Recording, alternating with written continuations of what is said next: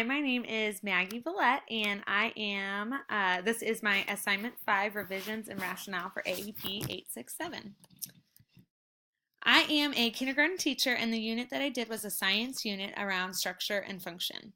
The question, do the task yield appropriate evidence of identified understandings? So the students had to post an explanation of the story The Three Little Pigs to show understanding of the problem at hand. We read the story, and then they had to post to explain that they knew what the problem of the story was.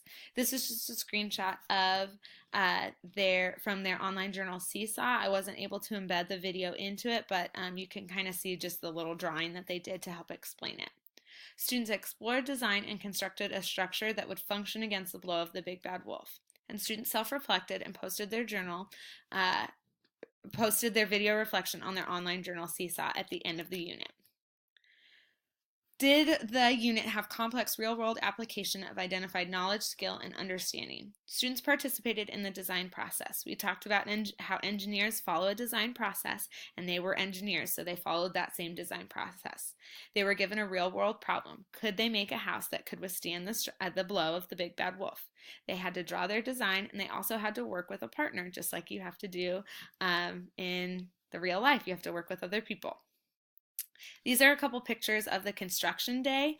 You can kind of see that the students do have their designs at hand next to them as they are constructing their houses, and students use different materials, sticks and bricks from similar to the story The Three Little Pigs.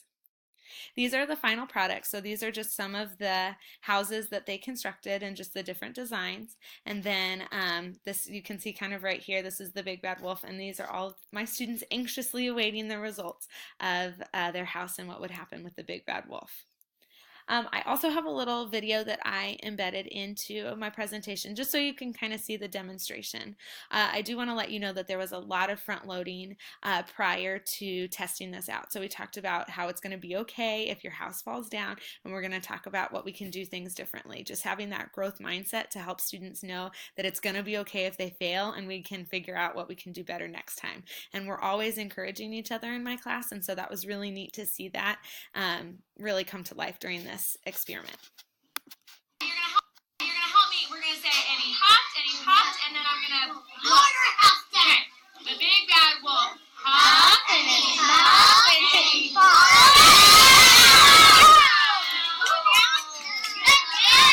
It flew down. It did blow down, but did it stay standing? The structure stayed standing, right? Yeah. All right. Say, nice job, gentlemen. Nice job, gentlemen. Try another one. Just I'm scared. Oh no, it's you. All right. I think It's unique. Here we go. The big bad wolf hopped and hopped and Did he fall down?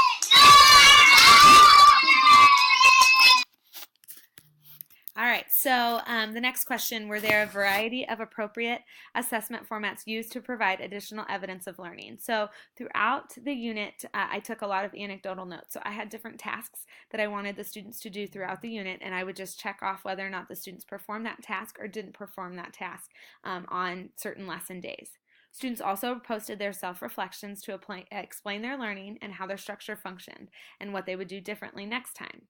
Reflecting on the unit and what I could have done as an additional assessment, I could have posed different real-world problems to see if the students could apply their learning in different situations away from the problem that we did together in class. Were students given an opportunity to self-assess and reflect upon their learning and performance? I think there was a lot of that throughout this lesson, throughout this unit. So students posted their self-reflections on their online journal Seesaw. So as you saw, we did the demonstration, and then after that, students took a picture of their structure, whether or not it fell down or didn't, and then they explained what happened. Within their explanation, they had a certain questions that they were expected to answer. Did your structure function as you intended it to? Why or why not? And if you could do it again, what would you change with your structure and why?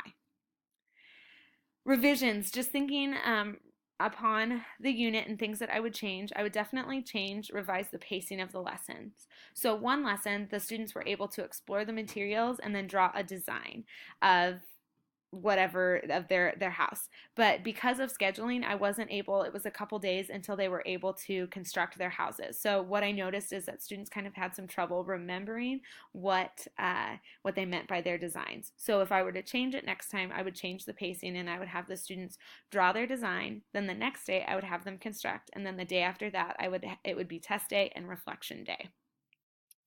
This was an awesome unit. I had so much fun teaching it with my students.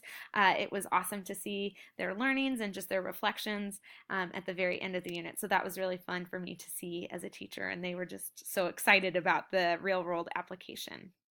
And finally, this is my reference page for the ISTE standards that were referenced within the presentation. Thank you.